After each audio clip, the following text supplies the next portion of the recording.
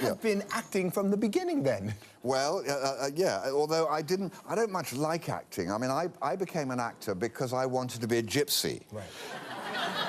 Meaning, travel the world, see things. Travel the world, be outside, comment upon, tell stories, work very closely with groups of people if I happen to be camping with them at that point. Right. And then we move on and some of us meet up again. And it's actually turned out quite like that. Let's go back to the early days. Want to revisit for a second? Look at this, watch this. It's going to be embarrassing. No, I don't think I could eat another thing.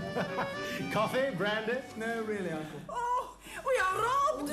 What you need is a private detective. Yes. Yes, where to find? We do not know any private detectives, monsieur. Ah, well, as it happens, I do. There's a firm we've used from time to time. Really? Whether I've got their address... Yes, I have. Here, I'll jot it down for you. Yes, I go now. You sure you're in a fit state? Oh, there is no time to lose, monsieur. Always the wonderful dresser.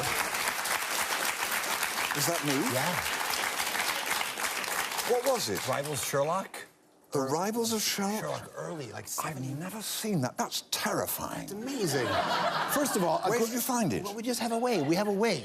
We have a way. Will you give me a copy? I sure can. I have to study it. You have to look at it. I do. Without dialogue, you just did this. It was quite wonderful. It was quite wonderful. Go tell me what... The Rivals of Sherlock. I've forgotten all about that. It's not in my resume. No. No. And I think we know why.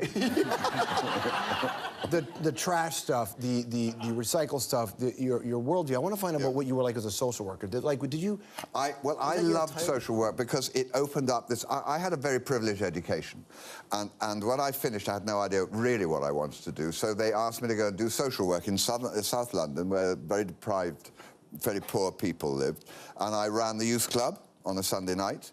And I visited the old people, and so I entered this community and found a way of life completely different to what I knew. And I remember there was a moment, I chucked some kids who were breaking up the party out of the social club on one Sunday night, and they'd gone for me with their guys. And I was under this pile of kicking boots, and I thought to myself, yeah, there's got to be another way to manage people than this.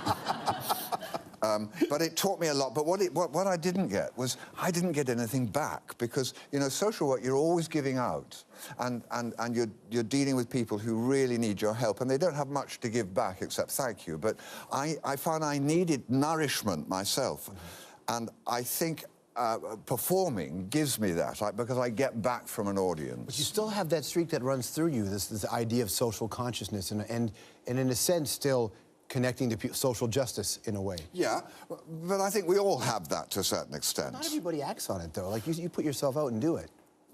I'm very fortunate in that I have a little bit of clout, not a lot. And so we made recently this documentary about garbage, and about how we produce too much, how we don't know how to get rid of it, how we hurt our atmosphere, our health, our food chain by how we get rid of all this garbage we produce. What made you passionate about this? Well, when I learned about it, I wanted to make a documentary about something I thought was important. I make a lot of films which are nice, which are good to see, some of them. But I thought, let's use that clout to actually make something which needs to be said. We talked about this outside, but just your character in The Mission, like being in a film like The Mission, you were the guy with a conscience. I suppose, yeah. You know, in a way. And so you're connected to that kind of art. Is it through the fictional world that connected you? No, it's not through that. It's just, you see, I'm only an actor when I'm working, when I'm acting. The rest of the time, I'm a person, and of course I care about things. Of course I care about the mess we're making of so much. Of course I care that all of us are in this trap of consumerism that has really built up since the end of the Second World War, where we're told that if we buy, we'll be happy. And it's a lie.